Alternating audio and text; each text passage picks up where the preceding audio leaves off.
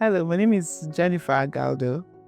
I am a lawyer by training, but I'm currently Chief of Staff at TASCK Creative Company. TASCK is a creative company that connects creative people across all of the industries that our clients represent to opportunities. And when we say opportunities, we recognize that creative people in Africa don't have the best tools for what they do just yet. And so we're focused on three very specific things. The first one is opportunities. The second one is admin, and the third one is project management. We believe that if we're able to unlock that for creative people, that the sky is basically the limit.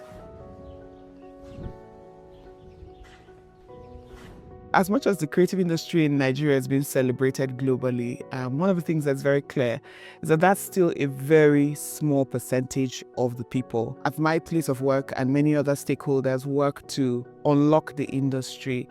What that's going to translate into is more jobs, more opportunity, wider reach, and of course, more money.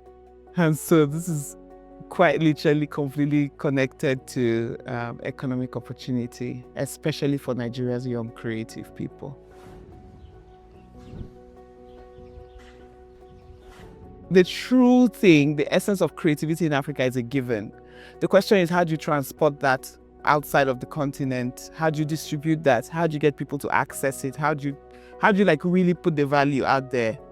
And for us to really be able to market and export our creativity, we need to connect it to the digital economy. Otherwise, we leave it in the hands of whoever is able to come and extract it, same as our oil is being extracted. The value goes away. We become basically the raw materials. I'm very, very, very, very, very interested in the subject of women, and I'll tell you why. I think that particularly for northern girls, I'm from Benue, I grew up in Plateau. I spent a lot of time roaming around the north. I think that the dynamic here is very interesting. I have had the benefit of many female examples ahead of me. And somebody said to me recently that the more expressive that I am as an individual, the more girls I get out of poverty. I didn't understand it when they said it to me. But because we are all sort of visual learners to sort of a good degree, being able to find women that are real are not the ones you read in books, but finding real women in your environment who are embodiments of what you want to see about yourself, what you want to be, is perhaps one of the fastest ways to get girls empowered. And so in my personal life right now, I've made a determined decision to be as bold and as visible and as communicative and as available as I can be to as many girls as are around me. Because whenever a girl sees a woman on a board that comes from her neighborhood, whose kids she knows, who she sees walk past every day, that looks like a very normal person, the more likely it is that she's going to be drawn to the same thing.